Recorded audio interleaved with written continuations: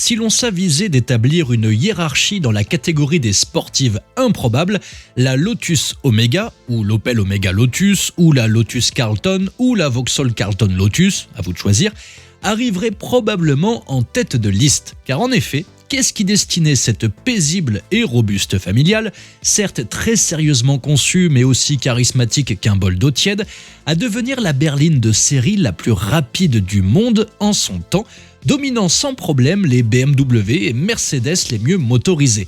Sauf que cette brave Opel revisitée n'est pas vraiment à mettre entre toutes les mains.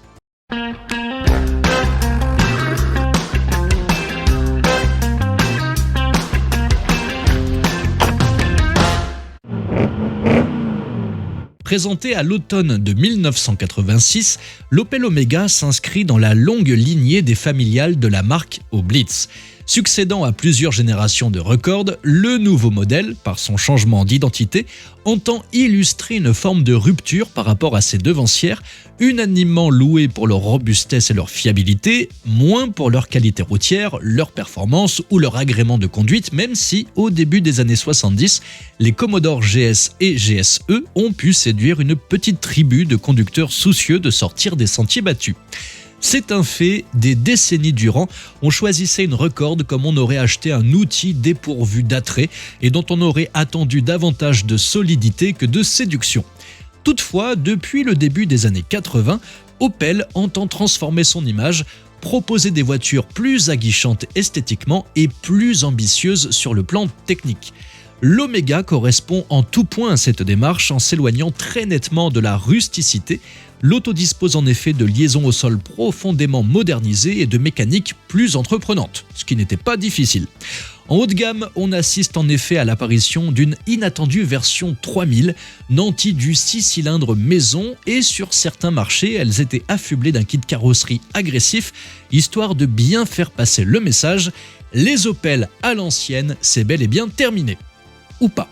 Car si l'emballage est prometteur, on déchante assez vite en levant le capot de l'Omega 3000 Sport, dont le moteur fait pâle figure en comparaison des meilleures réalisations du moment, même si ses 177 chevaux lui permettent a priori de se positionner de façon compétitive face aux Audi 200 Turbo, Mercedes 300e, Saab 9000 Turbo 16 ou encore Renault 25 V6 Turbo.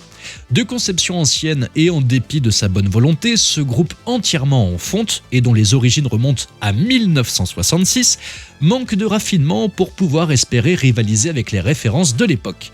Les motoristes travaillent alors à la mise au point d'une culasse à 4 soupapes par cylindre, mais celle-ci ne verra le jour qu'en 1989.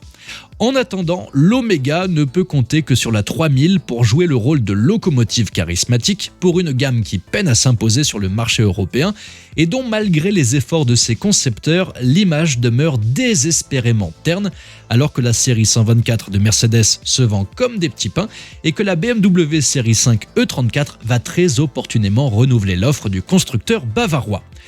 Pourtant, tout n'est pas perdu. Depuis 1986, General Motors contrôle également Lotus, petite officine rendue célèbre par ses voitures de sport et un impressionnant palmarès en course, mais fragilisée par la mort prématurée de Colin Chapman, son fondateur survenu 4 ans plus tôt. Or, à l'instar de Porsche, mais dans des proportions plus modestes, la firme anglaise possède un bureau d'études de bonne réputation auquel GM Europe décide de confier le développement d'une Omega mieux motorisée, susceptible de métamorphoser l'inoffensive berline en authentique voiture de sport et de retenir l'attention des amateurs qui, pour l'instant, se morfondent en attendant la sortie de la prochaine M5 ou vont se fournir chez les préparateurs constructeurs tels qu'Alpina ou AMG. L'enjeu n'a pas changé, il demeure indispensable, en partant plus ou moins de zéro, de construire la crédibilité d'Opel dans un segment de marché dont le niveau d'exigence n'a pas grand-chose à voir avec celui des clients habituels de la marque. Et, c'est peu de le dire, les responsables du projet ne vont pas y aller avec le dos de la cuillère. De la sorte, quand la brave Omega revient d'Angleterre, c'est à une véritable transfiguration que l'on assiste. Il ne reste vraiment pas grand-chose du déplaçoir confié aux ingénieurs britanniques. Leur travail va aboutir à une voiture étonnamment tonitruante et décalée par rapport aux Omega classiques. Et pour y parvenir, les gars de chez Lotus ont largement profité de l'opulente banque d'organes de General Motors. Ils y ont prélevé pêle-mêle la boîte de vitesse de la Chevrolet Corvette ZR1 ou bien encore le différentiel autobloquant de la Holden Commodore. Mais bien entendu, c'est le moteur qui a constitué l'essentiel du travail. Là aussi, hormis le bloc lui-même, il ne subsiste que peu de pièces du 3 litres 24 soupapes originel qui atteint désormais 3615 cm3. Toujours à 4 soupapes par cylindre, la culasse est entièrement retravaillée afin de s'entendre au mieux avec les deux turbocompresseurs Garrett T25 qui permettent à l'Omega by Lotus d'afficher une puissance maximale de 377 chevaux, soit une petite progression de 85% par rapport au moteur de base, le couple atteignant pour sa part 557 Nm à 4200 tours. On l'aura compris, le modèle a totalement changé de catégorie. Les ressources de son moteur évoluent dans les mêmes eaux qu'une Ferrari Testarossa, qui elle fait 370 chevaux et 480 Nm de couple, et laisse loin derrière la Porsche 964 Turbo avec ses petits 320 chevaux et 450 Nm de couple. Tandis que chez les berlines, il n'y a guère que les Alpina B10 Biturbo ou AMG 300e 5 litres 6 pour pouvoir engager la conversation avec l'Opel. Indéniablement, ce sont bien là les deux cibles prioritaires de cette berline, dont d'ailleurs l'identité demeure floue. Si les logos Opel ou Vauxhall apparaissent bien sur le capot, seul le nom de Lotus est apposé sur la malle arrière. Bref, à ce niveau de ressources, les berlines sportives de série, y compris la Mercedes 500e, ne sont plus de taille, ce que confirment les performances mesurées par le Moniteur automobile en 1991. 284 km/h en pointe, 24 secondes 5 au kilomètre départ arrêté et le 0 à 100 abattu en 5 secondes 8. Pour situer le contexte, ce sont des valeurs qui avoisinent ou surpassent les chronos d'une Ferrari 348, d'une Porsche 928 S4 ou d'une Honda NSX, mais avec 4 portes, un habitacle vaste et confortable ainsi qu'un coffre généreux.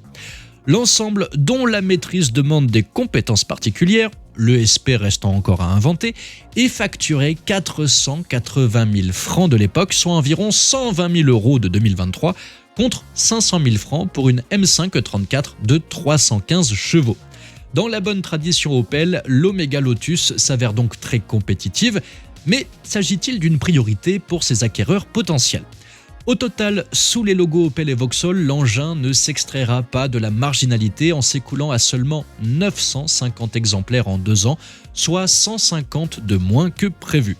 Et comme on pouvait s'y attendre, l'opération ne connaîtra hélas pas de suite. Lancé en 1994, l'Omega B ne quittera pas les rivages d'une bourgeoisie rassurante et disparaîtra dans l'indifférence générale. De nos jours et faute d'image, la plus démoniaque des Opel demeure quant à elle ignorée de beaucoup de collectionneurs, d'où une cote singulièrement attractive. LVA l'évalue à 45 000 € et c'est sans doute l'un des meilleurs rapports prix-plaisir du moment. Sinon, pour 15 000 € de plus, vous pouvez toujours vous offrir une magnifique Subaru Solterra. Oui, je hais le Solterra. En tout cas, cette Lotus Omega n'est-elle pas la plus sexy des Opel ? Dites-moi ça dans les commentaires. N'oubliez pas de vous abonner si ce n'est pas déjà fait et on se donne rendez-vous dans la prochaine vidéo. Ciao!